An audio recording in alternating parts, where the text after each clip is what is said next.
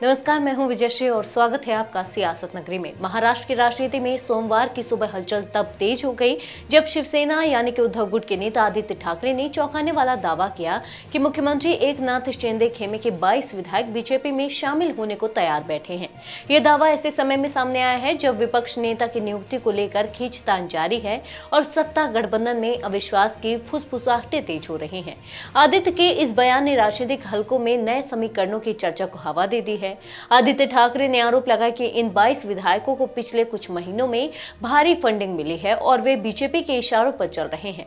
आदित्य ने तीखे लहजे में कहा, जिस सरकार के पास विपक्ष ही नहीं है उसे आखिर किस बात का डर सता रहा है। उन्होंने यह भी कटाक्ष किया कि मुख्यमंत्री को अपने ही गठबंधन में दो विपक्ष नेताओं के तैयार होने का डर है।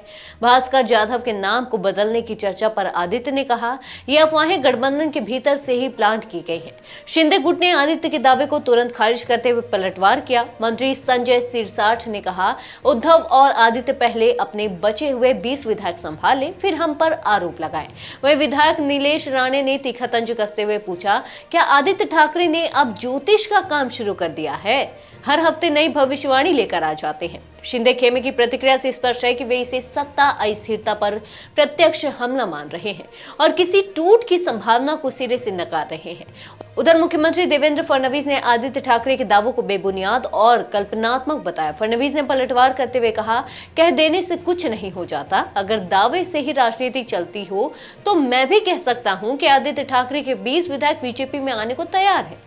उन्होंने आगे जोड़ा, बीजेपी को शिंदे सेना के विधायक क्यों चाहिए? वे हमारे मित्र दल के हैं और असली शिवसेना भी वही है।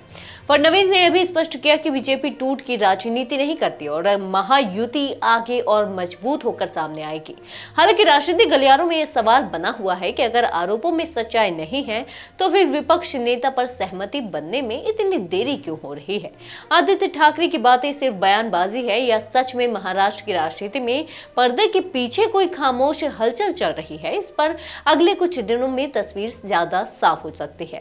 राजनीति में दावे और पलटवार सामान्य है, लेकिन ये बयानबाजी ऐसे समय में हो रही है जब राज्य में राजनीति की स्थिरता पर लगातार सवाल खड़े हो रहे हैं। आने वाले हफ्तों में यह तय होगा कि यह महज बयानबाजी है या वास्तव में महाराष्ट्र की सत्ता में फिर एक नया मोड़ आने वाला है। आज के लिए बस इतना ही। अगर आपके इलाके में कोई राजनीतिक लापरवाही, भ्रष्टाचार या जनहित से जुड़ी समस्या है तो आप चुप मत रहिए, अपनी शिकायत हमें भेजिए। सियासत नगरी आपकी आवाज को मंच देगा और जवाबदेही तय करेगा, क्योंकि अब हर सवाल होगा सीधा सत्ता से।